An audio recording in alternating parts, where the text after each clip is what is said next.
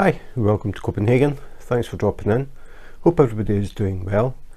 Today I am unbagging a diamond painting from Onedaysaving.com. When Onedaysaving contacted me and asked if I would like to do another diamond painting review, I had a browse through the website and I was looking for something a bit different, looking for a subject that I haven't diamond painted yet. So I found this one and I thought this would be a nice little one. Came in a bubble envelope. Onedaysaving are a budget friendly company, so they like to keep the prices down, and one of the ways they do that is not to pack them in boxes. It's cheaper for them and in return it is cheaper for us. So padded envelope. It does have a label, but really all it says is made in China. Has a reference code and a scan code, which would be, I would imagine, for their use, not for ours. So it doesn't give us any clue as to what the picture is. The only way that we can find that out is by opening the envelope. So pretty strong glue. So as I said, no box, and the other thing is that the canvases come sort of semi-folded, semi-rolled like this. They don't come rolled in a tube and they don't come flat. You do not want to put creases in the canvas because it would be very difficult to get them out, but when it's folded like this, it isn't too bad. I'll talk about that in a little bit. So the first thing we'll look at is what is inside the canvas, and we have the toolkit and the drills. So basic toolkit, typical of the budget companies, we get the green tray to put your drills in, we get a piece of pink wax, and we get a pink diamond painting pen. This is the absolute basic that you would get in any diamond painting kit. These are the bare essentials. These are the things that you need to diamond paint. So we have the standard pen, which is basically a plastic straw, and it has a single placer tip which you can take out. If you just wiggle it from side to side, it will come out, and that is the tip. This is the important part. So has a little hole in the end, and what we do is we push that into the pink wax and it fills the tip of the pen with wax, and that is what the drills stick to. So I'll put it back together again and I'll just show you, because if you're totally new to diamond painting, you're maybe thinking about getting your first one, just a handy hint, the wax has a clear cellophane sheet, and you can see it there. To put the wax in the pen, you have to peel that back. If you don't, it won't work. So just put your finger behind it, press the pen in, just like cutting cookies. Pull it out and you can see we have a hole. So now the wax is in the pen tip. Now what I do when I first put it in is I just press it and wipe any excess around the edges off, and we'll talk about that a bit later. So that's the pen ready loaded, and we've got a tray, and that is it. But we'll move on to the drills. So again, if you're totally new to diamond painting, this is the sort of typical bag that the drills come in. It has a glue strip along the edge or the side, and you pull that back and then you can take that out. So these are the drills, these are the little pieces that make up the picture, and you can see they're nice and loose in the bag. That's what you're checking for when you first look at them, to make sure that they're not clumped together, they don't have any oil or residue from machinery or anything.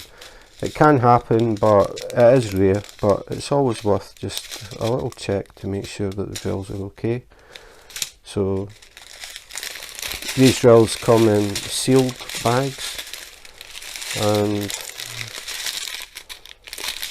of course I got the wrong end. Just going to go to the beginning, and you can see bag number 1.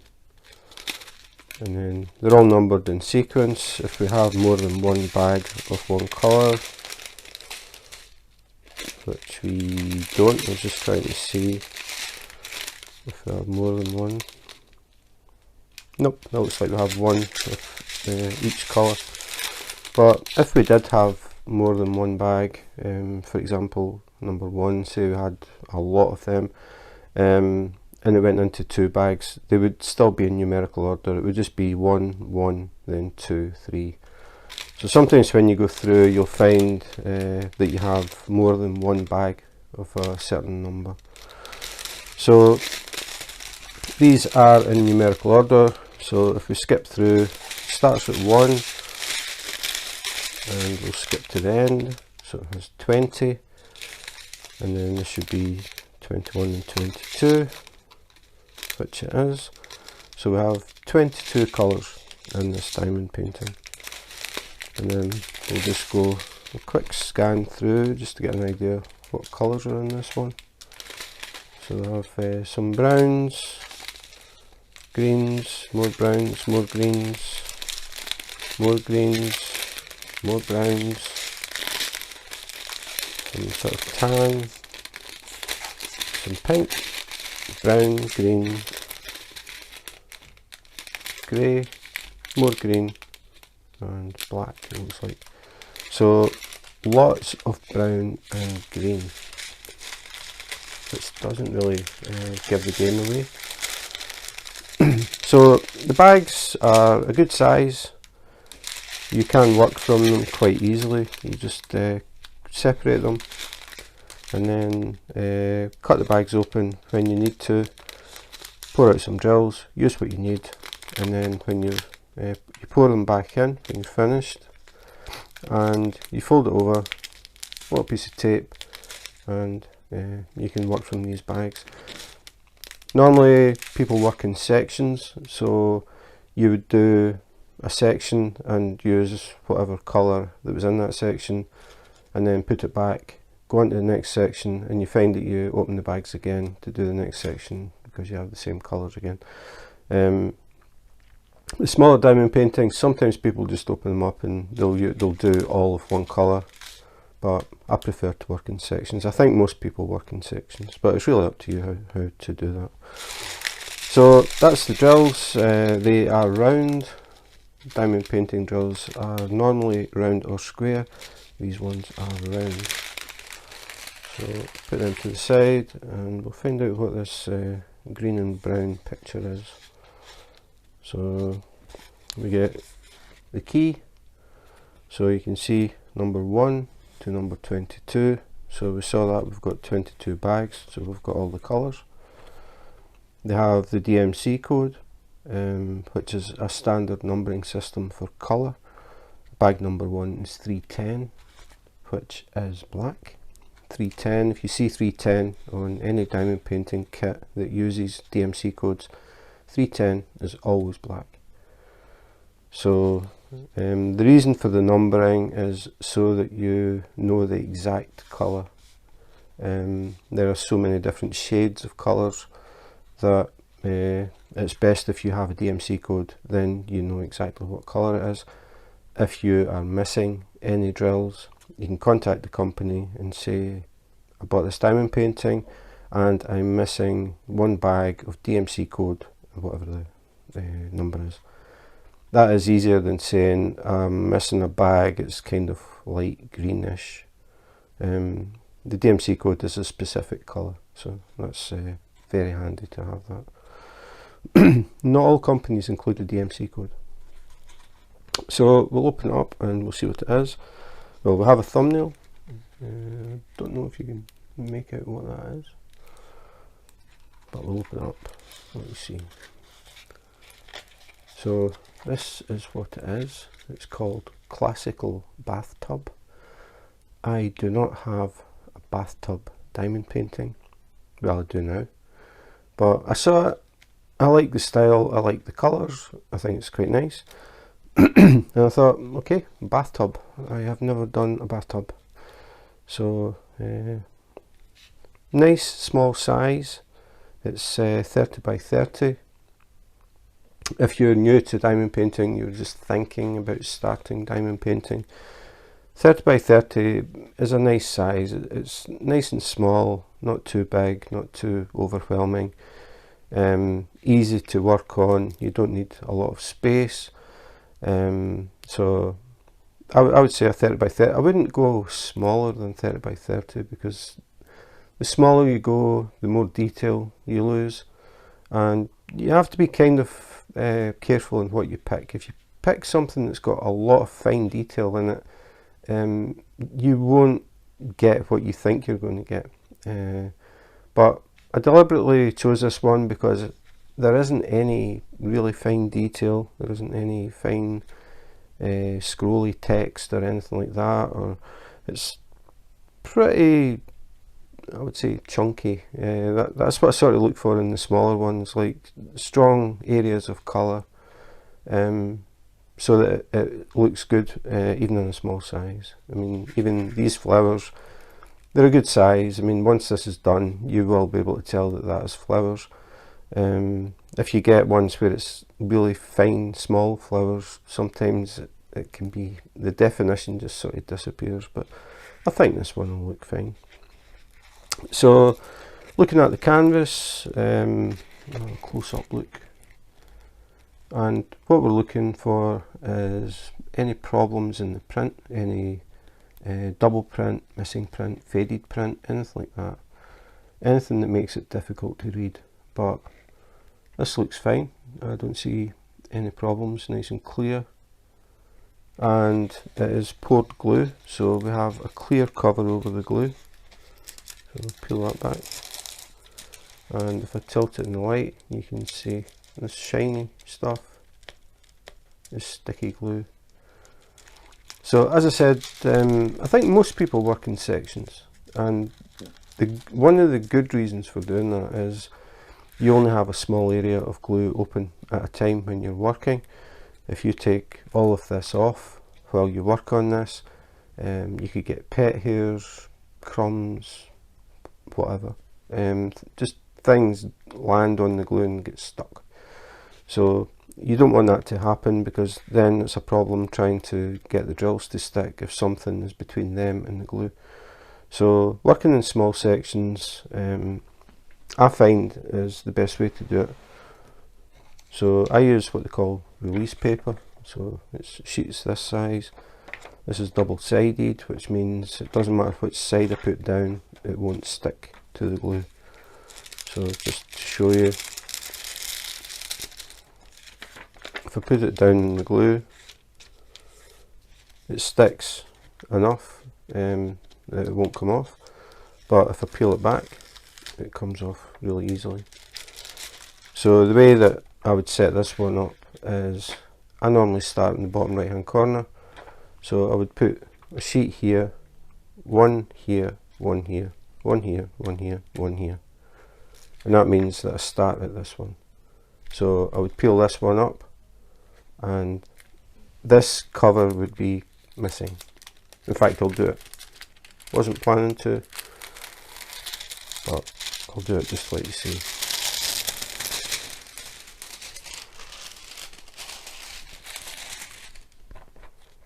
So I'll get a little stack of release papers. So the way that I would do it, actually the first thing that I would do is, while I still had the clear film on it, I would put heavy books on it to flatten it, because if I turn it around without touching anything, because it's now exposed glue, you can see these creases.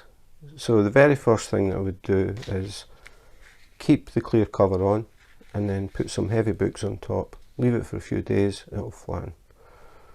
But I'm just doing this just as a demonstration really. So the way that I would start it is, I would go up here, and I would make sure that I go over the top off the glue and off the glue. That means I can easily get the corner and peel it off. If you put it all on the glue, it makes it harder to pick up. So then, same idea, I do a little overlap, again to give me something to pick up. So I would have that there, and then the last one would be here. I'm not spending a lot of time getting them perfectly straight. You don't have to, but normally I take a bit of time and get them straight, so they finish in the same row, but it doesn't really matter. So again, the next three go down, and as I said, I would flatten the canvas before I did this. I just wanted to do this just for people who are totally new, maybe thinking about diamond painting, maybe have started diamond painting, they've heard about release paper but they don't really know what it is. It's easier to work. Now it's just a matter of when I decide that I'm going to start it, I just peel off this sheet and I work in this area here. Now the thing about this is you have to watch with your key, because we don't get a separate key, it's on the canvas. So I've left this one open so I can see the numbers for the reference. If I cover it up I can't see anything, but there is a key on either side, but I've just kept that one so I'll look at that when I diamond paint. So I would take this one off, I would fill this area with the colours, and then when that section's done I would peel off the next one, do that, next one, next one, next one, and I would finish in here. So you can see it's 30 by 30, it's not that big, 6 sections and it's done. So that's pretty much it, that's release paper. You do get single-sided or double-sided release paper. I would definitely excuse me, I would definitely recommend double-sided, because it doesn't matter which side you put down, it won't stick to the glue.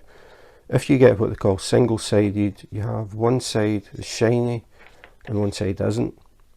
If you put the non-shiny side down on the glue, it's going to stick. So for me, it takes any guesswork out of it. Doesn't matter which way you put them, they're not going to stick. And I think that's a very good idea, because guaranteed if something can go wrong, it will go wrong, and you don't want to be trying to pick paper off the glue. So that is release paper. I'll take it back off.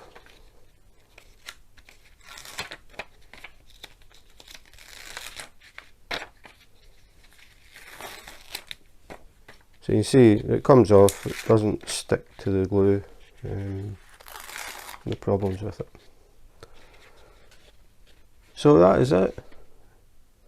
Nothing much else to say. There is a little guide, 6-step guide at the bottom if you have never diamond painted, but I would always recommend, if you're trying to find out about diamond painting, hints and tips and that type of thing, search it on YouTube.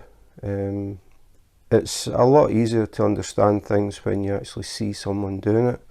When people are talking about things, they show what they're talking about. If you just read stuff, sometimes it can be confusing, that you're not really sure what they mean.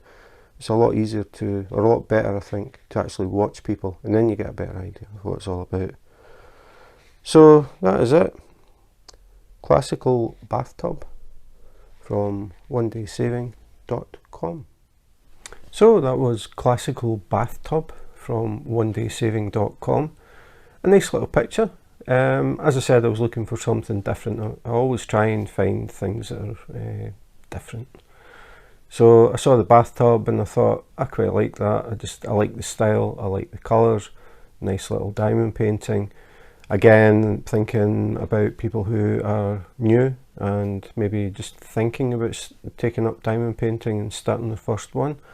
The 30 by 30 I think is a nice size. It's nice and small, but as I said, if you're going for a 30 by 30, try and pick one where it has sort of strong areas of colour, not a lot of fine detail, because fine detail in small diamond paintings in general don't work very well. You can't get the fine detail because the drills are a set size. You don't get smaller drills for smaller pictures, which would actually help. So really you're looking for pictures that have bold areas of colour, and they work very, very well. Things like abstract art, I found that works very well in small sizes because it's big, tends to be big blocks and chunks of colour, and it just looks really good. This one has a little bit of detail in it, but not too much. I think it's going to look really nice. It's round drills, which are usually faster to work with than square because you don't have to line up edges. It's a circle, so it doesn't matter how you put it down, whereas square drills you have to make sure they're straight, because if you don't, they start to go out of line and it ends up a mess. The circles, you still have to make them straight in a line, but you don't have to worry about getting the edges. So round drills are faster. So if you want to try diamond painting and you want to do one quite quickly so you can see it, I would say round would be your best bet. So the kit, pretty much as expected for a budget kit, not in a box, comes in a padded envelope. As I said, before I put the release paper on, normally I would flatten the canvas first, put some heavy books on it, let it sit for a couple of days maybe, and it'll be nice and flat. Then you can take the cover off and put release paper on if that's what you decide to do. I've been using release paper for a long time. I prefer to work that way. I like it to be in sections, and I make the sections a manageable size, not too big, so you're only opening up a small area of glue rather than opening up the whole diamond painting and leaving it open to catch pet hairs, eyelashes. I didn't realise that eyelashes fall out so often until I started diamond painting. First I was wondering what they were, and then I realised yeah, your eyelashes fall out. I didn't know that. Amazing. So anyway, that's it. Drills, round, sealed bags, but they're a good size, easy to cut, fold over, little piece of tape. So you don't need to go out and spend money on storage. If you look at diamond painting stuff, you will see people talking about different storage setups, Tic Tac containers, Harbour Freight containers, Elizabeth Ward, all these different things.